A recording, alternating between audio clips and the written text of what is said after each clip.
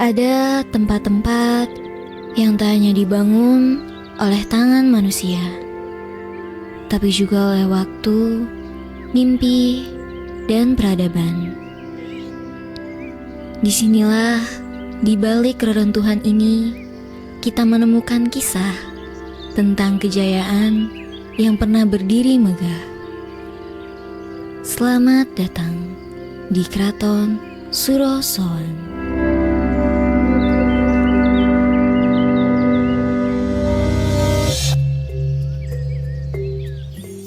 Di antara reruntuhan ini tersimpan kisah tentang satu masa ketika Banten menjadi salah satu pelabuhan terbesar di Asia Tenggara.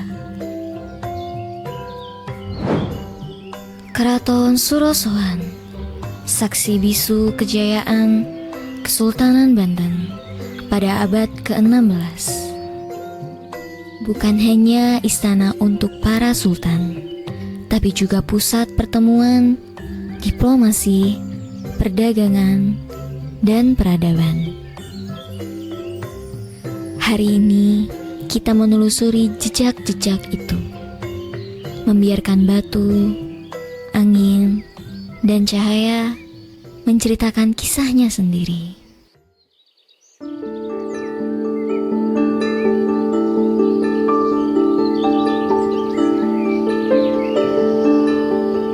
Saat kita melangkah di sini, rasanya seperti berjalan di atas serpihan sejarah. Inilah Keraton Surosoan, sebuah mahakarya dari abad ke-16.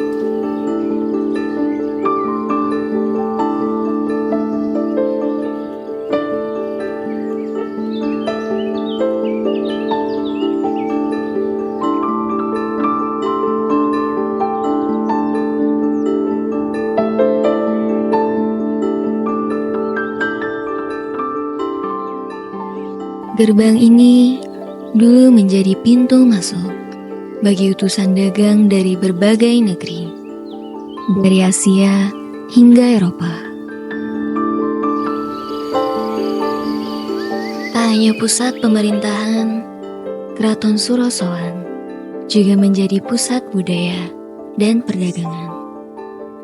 Tempat berbagai bangsa bertemu dan berinteraksi. Arsitekturnya memadukan kekuatan lokal, pengaruh Islam, dan sentuhan Portugis dari abad penjelajahan.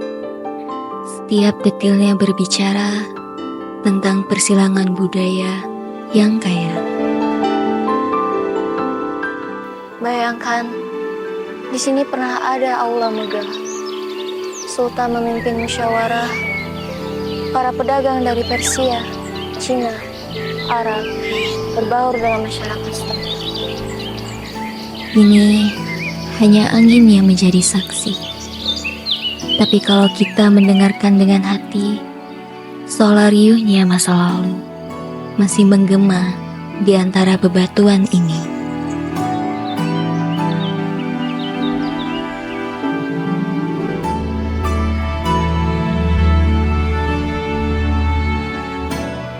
Keraton ini pernah dihancurkan pada tahun 1680-an.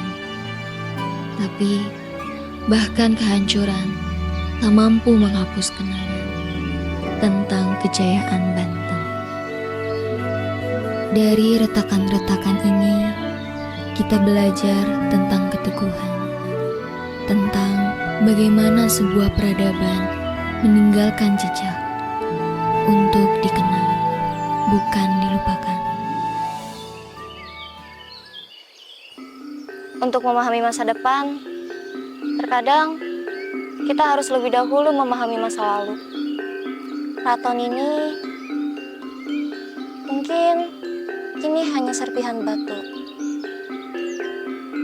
tapi dalam diamnya ia masih menyimpan suara ratusan tahun yang lalu. Di balik setiap retakan, ada cerita tentang keberanian. Di antara puing-puing ini pernah ada harapan yang tumbuh. Sejarah mungkin tak pernah bicara, tapi ia selalu meninggalkan pesan. Tugas kita bukan sekedar mengingat, tapi menjaga dan meneruskan kisahnya.